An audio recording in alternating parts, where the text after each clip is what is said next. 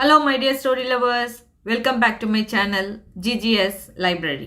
இன்னைக்கு நான் உங்ககிட்ட எழுத்தாளர் சிவசங்கரியோட இரக்கம் அப்படிங்கிற ஒரு சிறுகதையை பகிர்ந்துக்கலான்னு இருக்கேன். ஏன்னா இப்படி இறக்கப்பட்டு நான் பர்சனலாக பாதிக்கப்பட்டிருக்கேன். அதை உங்ககிட்ட லைவான்னு ஒரு நாள் நான் ஷேர் பண்ணுறேன். இப்போ நம்ம கதைக்குள்ளே போகலாமா? வாங்க. ஆடிட்டர்கிட்ட வேலை முடிஞ்சு வெளியே வந்த நம்ம கதையோட ஹீரோ காரில் உட்காரத்துக்கு முன்னாடி சிகரெட் தீர்ந்து போனது ஞாபகம் வந்தவனா டிரைவரை விட்டு ஒரு பாக்கெட் வாங்கிட்டு வர சொல்லிட்டு பின் சீட்டில் சாயறான். என்ன வெயில்! குளுமைக்கு பிறந்த நாள்லேருந்து அடிமைப்பட்டு போயிருந்த உடம்பு சண்டி பண்ணுது. அவன் பிறந்தது, வளர்ந்தது, படித்து ஆளானது எல்லாமே ஏற்காட்டில். அப்பா பெரிய காஃபி எஸ்டேட்டோட சொந்தக்காரரு. அப்பாவோட மரணத்துக்கு பிறகு அப்பாவுக்கு தப்பாத பிள்ளையா அவன் எஸ்டேட்டை பார்த்துக்கிறான். 10 நாட்களுக்கு ஒரு தடவை ஏதாவது ஜாமான் வாங்கணும், ஆடிட்டர் பார்க்கணும், இல்லை நல்லதாக சினிமா பார்க்கணுன்னு இப்படி சேலத்துக்கு வர்றது உண்டு. நேஷ்னல் ஹோட்டலில் ஒரு கப் காஃபி சாப்பிட்டுட்டு கிளம்ப வேண்டியது தான். மணி என்ன 5 ஆயிடுச்சா? நினச்சவனுக்கு இந்த டிரைவர் இன்னும் வராதது கொஞ்சம் எரிச்சல் ஆகுது. ஒரு பாக்கெட் சிகரெட் வாங்கிட்டு வருவா இத்தனை நேரம்? அலுப்போட தலையை திருப்பி டிரைவரை தேடின நிமிஷத்தில் அந்த பையனை பார்த்தான். கொஞ்சம் தள்ளி இருந்த குப்பை தொட்டிக்குள்ள குனிச்சு எதையோ தேடிக்கிட்டு இருந்தான் அந்த பையன். கையை நீட்டி ஒரு பேப்பராக எடுத்து பிரித்து பார்த்துட்டு திரும்ப உள்ளே போட்டுட்டு இருந்தான். என்ன தேடுறான்? பணம் இல்லை ஜாமானா? எதை தொலைச்சிட்டு தேடுறான்? 2 நிமிஷத்தில் நிமிர்ந்த அந்த பையனோட முகத்தில் அலுப்பும் சோர்வும் வெளிப்படையாக தெரிஞ்சுது. கைகளை தூக்கி சோம்பல் முறிச்சவன் நம்ம ஹீரோவை பார்த்துட்டு இவன் கவனிச்சுக்கிட்டு இருக்கதை உணர்ந்தவனா மெல்ல நடந்து வந்து பக்கத்தில் நின்னான்.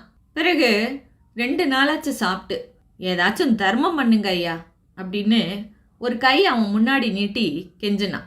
ஓ, குப்பை தொட்டியில் சாப்பிட ஏதாவது கிடைக்குமான்னு தான் தேடினானா? இவன் அந்த பையனை முழுசாக பார்க்குறான். சின்ன பையன்தான். எத்தனை வயசு இருக்கும்?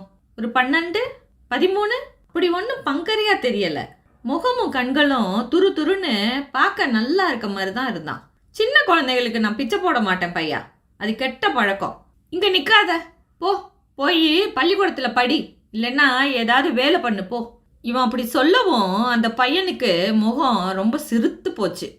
கண்களில் காசு கிடைக்கும், ஏதாவது சாப்பிட்லான்னு ஆர்வம் போட்டிருந்த வெளிச்சம் பட்டுன்னு அணைஞ்சு போனது. ஒரு கணம்தான் என்ன தோணுச்சோ தோளில் போட்டிருந்த அழுக்கு துண்டை கையில் எடுத்துக்கிட்டு பரபரன்னு இவனை கேட்காமலேயே வண்டியை அழுத்தி அழுத்தி துடைக்க தொடங்கினா அந்த பையன்.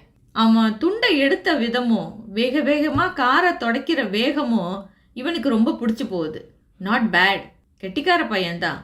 ஏதாவது வேலை பண்ணக்கூடாதான்னு கேட்டதுக்காக உடனே அதை பிடிச்சிக்கிட்டானே. இவனுக்கு ரொம்ப சந்தோஷமாயிடுச்சு.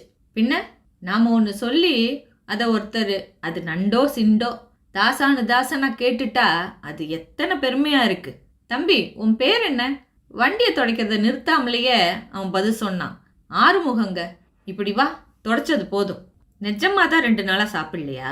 அவன் ஆமான்னு தலையை ஆட்டினான். மேற்கொண்டு இவன் ஏதோ பேசுறதுக்கு முன்னாடி டிரைவர் சிகரெட் பாக்கெட்டோடு வந்துட்டான். 2 கடையில் இல்லைங்க, தள்ளி போய் வாங்கிட்டு வர வேண்டியிருந்துச்சு. தாமதமாக வந்ததுக்கு தானாக பதில் சொன்ன டிரைவர் ஆறுமுகத்தை பிச்சை கேட்குற பையன்னு புரிஞ்சுக்கிட்டு போடா அப்பால அப்படின்னு அதட்டிட்டு முன் சீட்டில் உட்காந்தான். நம்ம கதையோட ஹீரோவுக்கு அவனோட மனைவி சரசாவோட நினப்பு வருது. சரசா ஒரு வாரமாக முணுமுணுக்கிறது ஞாபகம் வருது. சரசா கோயம்புத்தூர்காரி, நல்ல வசதியான குடும்பம். கல்யாணம் ஆன இந்த 8 வருஷங்களில் அவங்களுக்கு 2 பசங்க. மூத்தவன் சித்தார்த்தனுக்கு 6 வயசு, இளையவனுக்கு இப்போதான் 7 மாதம். சின்ன பையனோடைய சரசாவுக்கு சரியாக இருக்கிறதுனால மூத்தவனோட மல்லுக்கட்டை விளையாட பேசி பொழுத கழிக்கன்னு கோயம்புத்தூர்லேருந்து சரசாவை பெற்றவங்க ஒரு பையனை அனுப்பிச்சிருந்தாங்க. அந்த பையனுக்கு என்ன கேடு வந்ததோ போன வாரம் ஆயாவை பார்க்கணுன்னு விடாமல் அழுது பிடிவாதம் பண்ணி கிளம்பி போயிட்டான். வீட்டில் மூளைக்கு மூளை ஆட்கள் இருந்தாலும் டேய் அப்படின்னு அவனை அழைச்சி சித்தார்த் என்ன பண்ணான்னு பாரு, சித்தார்த்துக்கு காகித கப்பல் வேணுமா, பண்ணி கொடு, சித்தார்த்தோட ரயில் விளையாட்டு விளையாடு அப்படின்னு ஏவுறதுக்கு ஒரு பையன் இல்லாமல் சரசா ஒரு வாரமாக கஷ்டப்படுறது என்னமோ நிஜம்தான். கோயம்புத்தூருக்கு ட்ரங்கால் மேலே ட்ரங்கால் போட்டாச்சு. இதான் அனுப்புகிறோம், அதான் அனுப்புகிறோம், நல்ல பையனாக கிடைக்கல அப்படிங்கிற பதில்கள் தான் வந்துட்டு இருக்கு. தேடின வரைக்கும் ஏற்காட்டுலையும் தோதா ஒன்றும் அமையலை. இப்போ ஆறுமுகத்தையும் அவனோட துரு துரு முகத்தையும் பார்க்கும்போது இவனை அழைச்சிட்டு போய் அந்த வேலைக்கு அமர்த்தினா என்னன்ற எண்ணம் நம்ம கதாநாயகனுக்கு உண்டாகுது. அது என்ன, கோயம்புத்தூர் ஆளுக்கு தான் கொம்பு முளைச்சிருக்கா? அவனால தான் ஒழுங்காக வேலை பண்ண முடியுமா? பாவம் இந்த பையன். பார்த்தா நல்லவனா தெரியறான், சுறுசுறுப்பாக இருக்கான், வேலை வெட்டி இல்லாமல் சோத்துக்கு கஷ்டப்படுறான். அழைச்சிட்டு போனா என்ன? மனசுக்குள்ளே தீர்மானிச்சுக்கிட்டவன் டிரைவர்கிட்ட இருப்பா ஸ்டார்ட் பண்ணாத அப்படின்னு சொல்லிட்டு ஆறுமுகத்து பக்கம் திரும்பினான். வேலை ஒன்று தந்தா ஒழுங்கா பண்ணுவியா? அவன்கிட்டேருந்து பதில் இல்லை. என் வீட்டில் உன்ன மாதிரி ஒரு பையன் இருக்கான், அவனோட விளையாடிக்கிட்டு அவனை பார்த்துக்கிறது தான் உன் வேலை. 3 வேளை சாப்பாடு போட்டு சம்பளம் துணிமணி எல்லாம் தரேன், என்ன சொல்கிற? சொன்னவனை நம்ப முடியாமல் கண்களை விரித்து ஒரு பார்வை பார்த்தான் அந்த பையன். மௌனம் சம்மதத்தோட அறிகுறி அப்படின்னு நினச்சிக்கிட்டு இவன் தொடர்ந்து சொல்கிறான், உன் வீடு எங்கே இருக்கு? என்னோட காரில் வா, அங்கே போய் பெரியவங்க கிட்ட சொல்லிக்கிட்டு கிளம்பலாம். வேலை சேலத்தில் இல்லை, அதோ அங்கே தெரியுது பாரு ஏற்காடு மலை, அங்கே தான். அவன் தலையை ஒடிச்சு இவன் காட்டின திசையை பார்த்தான். திடீர்னு புது உற்சாகம் கொப்பளிக்க, எந்த ஏற்காடுங்க? ரோசாப்பூ ரவிக்கைக்காரி படம் எடுத்தாங்களாமே அந்த ஏற்காடுங்களா அப்படின்னா. பேஷ், பையன் பொழைச்சிக்குவான், கவலை இல்லை. இவன் ஆமாம் அப்படின்னா. வரேங்க. ஏங்க அங்கே அடிக்கடி படம் எடுப்பாங்களா, பார்க்கலாமா? இவன் சிரிச்சுக்கிட்டே, சரியான சினிமா பைத்தியம் போல இருக்க. அவனோட கேள்விக்கு பதில் சொல்லாமல், உனக்கு குளிர் தாங்கி பழக்கமா? அங்கே வந்துட்டு அப்புறம் குளிருது அது இதுன்னு சொல்லக்கூடாது அப்படிங்கிறான். மாட்டேங்க. இவ்வளவு நேரம் மௌனமாக இருந்த பையன்கிட்ட இப்போ ஒரு தனி குஷி வந்துட்டதை இவனால் புரிஞ்சிக்க முடியுது. என்ன விஷயம்? ரோசாப்பூ ரவிக்கைக்காரி படத்தோட நினப்ப? உன் வீடு எங்கன்னு சொல்லலையே அப்படிங்கிறான் அந்த பையனை பார்த்து. ஆறுமுகம் நெளிறான். அது ஆத்தூர் பக்கங்க. அப்பாரு போன வருஷம் செத்துட்டாரு. அப்பால கழனியில் வேலை பண்ண எனக்கு பிடிக்கலை. மெட்ராஸுக்கு போனால் நல்ல வேலை கிடைக்கும்னு நாங்கள் கிளம்பிட்டேன். ஆத்தூர் வரைக்கும் வக்கல் எடுத்தார் வண்டியில் வந்தேன். அப்பால ஒரு லாரிக்காரர் நிப்பாட்டி ஏற்றிக்கிட்டாரு. நேற்று ராத்திரி இங்கனை கொண்டாந்து விட்டார். 4 வரியில் தன்னோட வாழ்க்கை வரலாற்றையே சொல்லி முடித்தான் நம்ம ஆறுமுகம். ஆறுமுகத்தை ஏன்னா நம்மளோட கதைநாயகனுக்கு ரொம்ப பிடிச்சி போகுது. வண்டியில் அவனை ஏற்றிக்கிட்டான். டிரைவரோட முன்ன பின்ன தெரியாத பசங்களை வீட்டில் விடுறது தப்பு அப்படிங்கிற முணுப்புணுப்பை அவன் காதிலே வாங்கலை. ஆறுமுகத்துக்கு காஃபி டிஃபன் எல்லாம் வாங்கி கொடுத்தான். ரெடிமேட் துணி கடையில் 2 டிராயரு சட்டை வாங்கினான். காரில் இருந்த தண்ணி பாட்டிலை எடுத்து கொடுத்து முகம் கழுவி ட்ரெஸ் மாற்றி தலையை வாரிக்க சொன்னான். ஆறுமுகம் 6வது வரைக்கும் படிச்சிருக்கானா. பேச்சு கொடுத்ததில் புரிஞ்சுது. Good, that's good. மலை ஏறி வீடு போய் சேர்ந்தப்போ நைட் மணி 8. கார்லேருந்து இறங்கின ஆறுமுகத்தை பார்த்த சரசாவுக்கு ஆச்சரியம். யார் இவன்? சொல்கிறேன் வா அப்படின்னவன் அவளோட ரூமுக்குள்ளே போய் எல்லா விவரமும் சொல்கிறான்.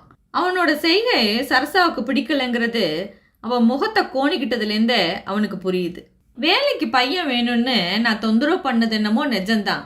அதுக்காக இப்படி ஊர் பேர் தெரியாத பையனையா அழிச்சுட்டு வருவீங்க? நடுத்தருவுலேருந்து ஒரு பையன்.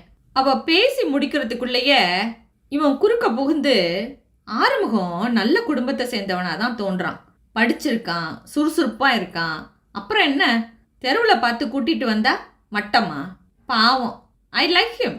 2 மணி நேரமாக அவனோட பேசி பழகின வரைக்கும் he seem to be very smart. பிச்சை கேட்டதுக்காக ஒருத்தனை மட்டமாக நினைக்கக்கூடாது. இவனுக்கு பாடம் சொல்லி கொடுத்து நல்லது கெட்டதை சொல்லி கொடுத்தா முன்னுக்கு வந்துடுவான். நீ வேணா பாரு சரசா, இன்னும் 6 மாசத்துல இவனை எப்படி மாற்றி காட்டுறேன் பாரு.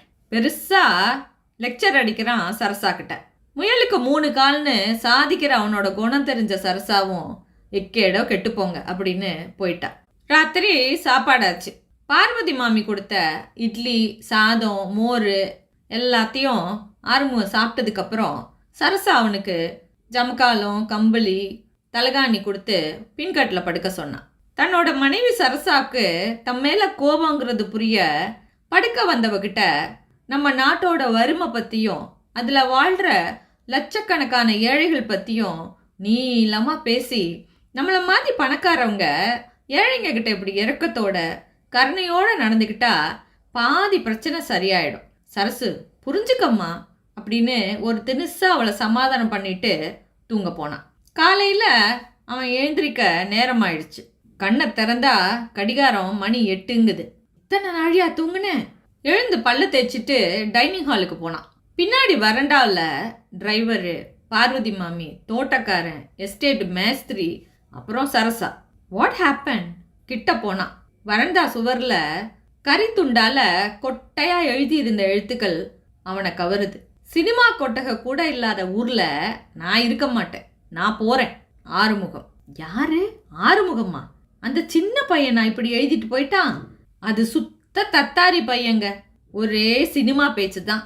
உனக்கு முகம் நல்லா இருக்குடா, சினிமாவில் சேர்ந்து நடிச்சா பிரமாதமாக முன்னுக்கு வந்துடுவேன்னு ஊரில் யாரோ சொன்னாங்கன்னு பட்டணத்தை பார்க்க கிளம்பிட்டானா.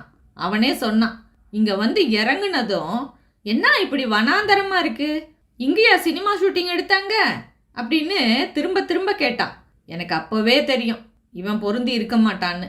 டிரைவர் முணுமுணுப்பாக பேசுகிறான். நேற்று ராத்திரியே பார்வதி கிட்ட படக்கொட்டகை எங்கே இருக்கு, ரோசாப்பூர் ரவிக்கைக்காரி ஷூட்டிங் எங்கே எடுத்தாங்கன்னு குடஞ்சிருக்கான். அப்புறம் காத்தால எழுந்து தோட்டக்காரங்கிட்டையும் இதையே கேட்டிருக்கான். தோட்டக்காரன் கொட்டகையும் கிடையாது, ஒன்றும் கிடையாது, படம் பார்க்கணுன்னா சேலத்துக்கு தான் போகணும் அப்படின்னு சொல்லியிருக்கான். பார்வதி குளிக்க போன சமயத்தில் இப்படி கரித்துண்டால எழுதிட்டு அவன் துணிமணிகளோடு ஓடி போயிட்டான். நல்ல வேலையா வேற பாத்திர பட்டம் எதையும் எடுத்துட்டு போகலை. சரசாவோட குரலில் கேலியும், பார்த்தேலா உங்கள் கருணையோட விளைவை அப்படிங்கிற நமட்டு சிரிப்பும் கலந்துருக்கிறது இவனுக்கு நல்லாவே புரியுது. ஆத்தூர்லேருந்து சேலத்துக்கு வந்த பையனுக்கு ஏற்காட்டிலேருந்து இந்த இருக்கிற சேலத்துக்கு திரும்ப போகிறதா கஷ்டம்.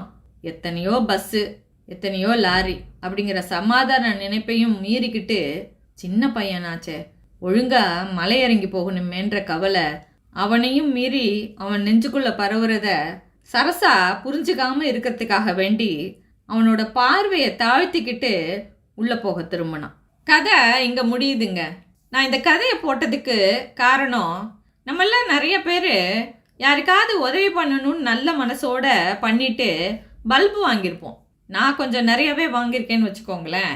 எனக்கு இந்த கதையை படித்த உடனேயும் அந்த ஞாபகம் வந்தது.